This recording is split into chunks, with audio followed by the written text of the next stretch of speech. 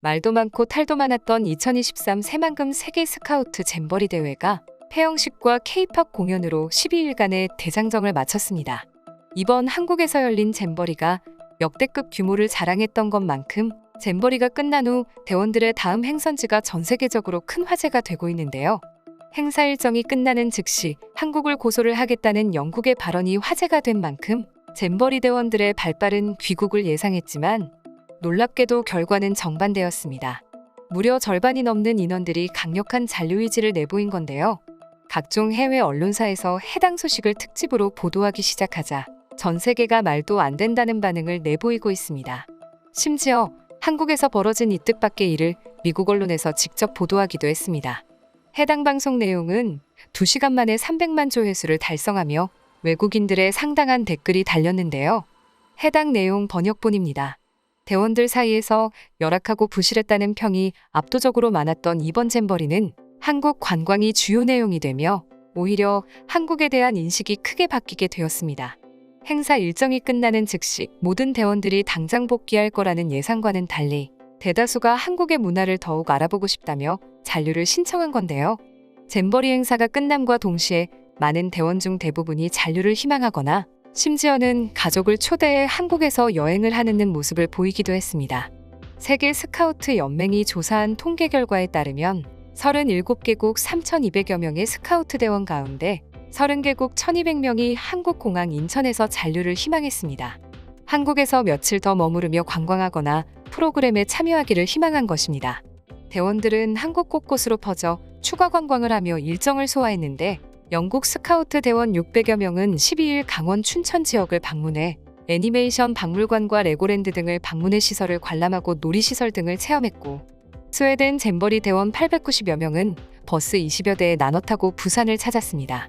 스웨덴 대원들은 광안리 해수욕장을 찾아 차 없는 문화 거리 행사를 즐기고 광안리 앞바다에서 열리는 드론쇼를 관람하는 등 다양한 예술 체험을 하며 행복한 시간을 보냈습니다. 이에 그치지 않고 스웨덴 잼버리 대원들은 추가적으로 한국에 머물며 유엔기념관과 용두산 공원, 감천문화마을 등 부산을 둘러보기도 했습니다. 또 경기도에 머물던 네덜란드 대원 800여 명 중 270명가량은 한국의 민속 전시장인 민속촌을 관광했습니다. 네덜란드 잼버리 책임자는 한국에 더 머물렀던 참가자들은 인근 유원지나 리조트 등으로 흩어져 수일간 관광했습니다. 참가자들이 한국에서 좋은 추억을 만들어 기쁩니다라고 전하기도 했습니다. 그 외에도 한국에 체류했던 대원 중 산마리노와 부탄, 벨라루스 등 3개국 대원 34명도 이날까지 관광을 이어간 뒤 13일 출국했고, 경기도에서 마지막 잼버리 일정을 소화한 몰디브 대원 등 231명은 비행기 사정으로 인해 추가 일정을 소화한 뒤 귀국했습니다.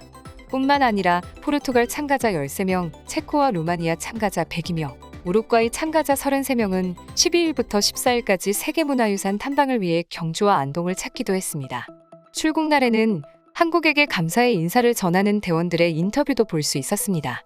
처음으로 한국을 방문했던 네팔 잼버리 대원 중 한 명은 잼버리에 좋은 기억이 많아서 떠나기 슬픕니다.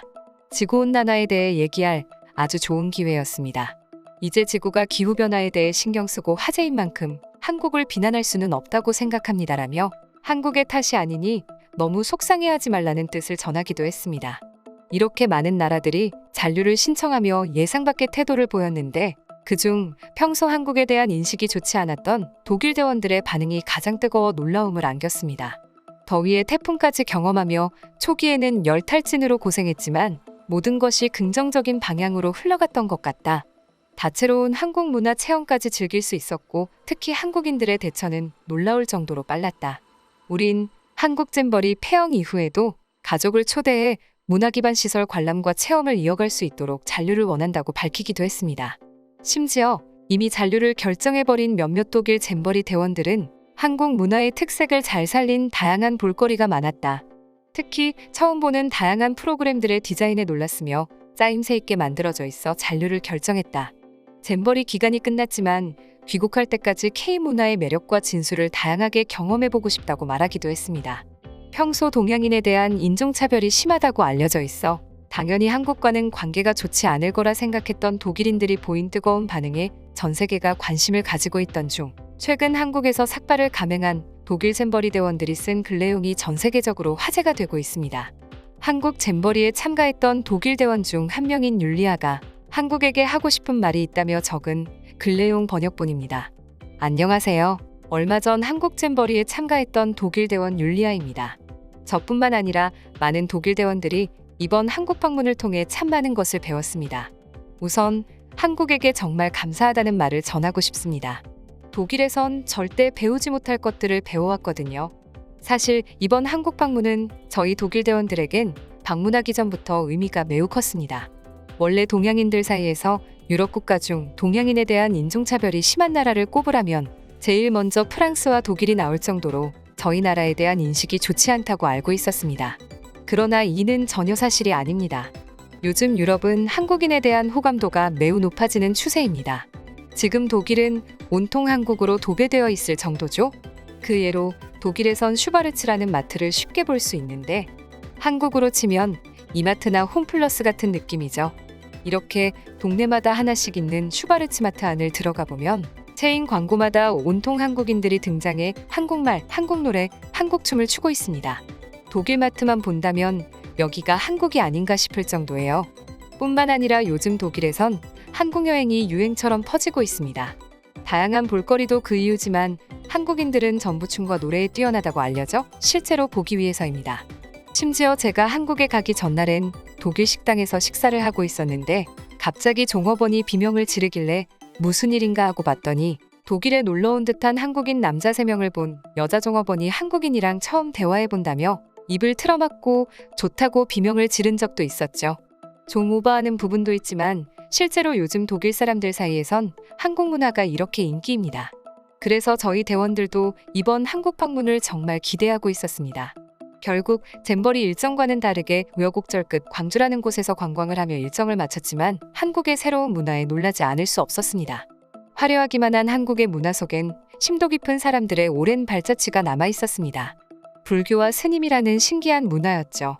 저흰 템플스테이라는 문화를 접하며 스님이라는 사람을 처음 만났는데 이번 한국 방문 며칠 동안 그 어느 때보다 뜻깊은 시간을 보냈습니다. 템플스테이를 지원한 독일 대원 42명의 체험 활동은 해우 스님이라는 분이 맡았는데 독일 대원들 모두 조용하고 경건한 마음으로 임하던 중 저일 단체로 울린 사건이 하나 있었습니다. 바로 범종각이라는 곳에서 벌어진 사건 때문이었죠. 범종각에서 체험 행사 도중 해우 스님이 북과 종을 치며 힘들어하고 있는 우크라이나의 어린이와 청소년을 위해 범종을 치고 싶다고 말했습니다. 그 말을 들은 저희 대원 모두 우크라이나에 있는 아이들을 위해 한 번씩 쳐보길 원했습니다. 그러자 스님이 잠시 고민하시더니 모두에게 한 번씩 칠 기회를 주셨죠. 저희 모두 진심으로 그들을 걱정하며 잘 될 거라는 마음이 멀리 전해지듯 힘껏 종을 쳤습니다. 종이 울릴 때마다 느껴지는 진동에 아이들의 슬픔과 고통이 전해지는 것 같아 너무 슬펐죠. 모두들 저와 같은 마음이었을 거예요. 종을 치는 행사가 끝나고 나서야 알게 된 사실인데 한국절에 있는 종은 아무나 칠 수 있는 게 아니었습니다. 저희에게 특별하게 기회를 주신 것이었죠. 그러자 스님에 대한 존경심이 더욱 짙어졌고 이어진 스님과 함께 대화하는 시간에 스님 같은 사람이 되기 위해선 어떤 게 필요한지 궁금한 대원들의 질문이 쏟아졌습니다. 스님과의 대화는 아주 뜻깊었습니다. 스님의 차분한 말씀은 아주 오래된 책 속 내용 같았는데 한마디 한마디가 우리 일상에서 접할 수 없는 지혜와 교훈이었습니다. 그렇게 스님과 한참 대화를 하던 조나단과 몇몇 대원들이 갑자기 스님이 되고 싶다며 삭발을 요청했습니다. 저희 모두 충분히 그 마음을 이해할 수 있었죠. 결국 스님의 만류에도 불구하고 결국 조나단과 7명의 대원들은 삭발을 진행했습니다. 놀라운 점은 한국 학생들은 이런 결정을 할 때 부모님의 동의가 필수라고 하더군요. 어떻게 부모 동의도 없이 타지에서 머리를 밀 수 있냐고 놀라던데 저흰 그런 모습이 더 이해가 가질 않았습니다. 나쁜 짓을 저지르는 것도 아닌데 말이죠. 아무튼 삭발을 감행한 대원들은 머리카락과 소정의 선물을 받았고 아예 출가해 한국에서 머물겠다는 대원을 말리며 체험학습은 끝이 났습니다. 우리 모두 한국의 화려한 모습과 볼거리에만 충실했지 한국의 역사와 전통, 문화에 대해선 지식이 얕았던 걸 느낄 수 있는 시간이었습니다. 저희 대원들은 독일에 돌아가 이런 사실을 널리 전할 것이고 한국이 어떤 나라인지 얼마나 대단한 나라인지 알리고 다닐 생각입니다. 한국에 방문해 많은 걸 배울 수 있었고 우크라이나 아이들에게 진심을 전할 수 있어 행복했습니다. 한국 정말 감사합니다. 율리아의 글에는 많은 외국인들의 댓글이 달렸습니다. 해외 댓글 반응입니다.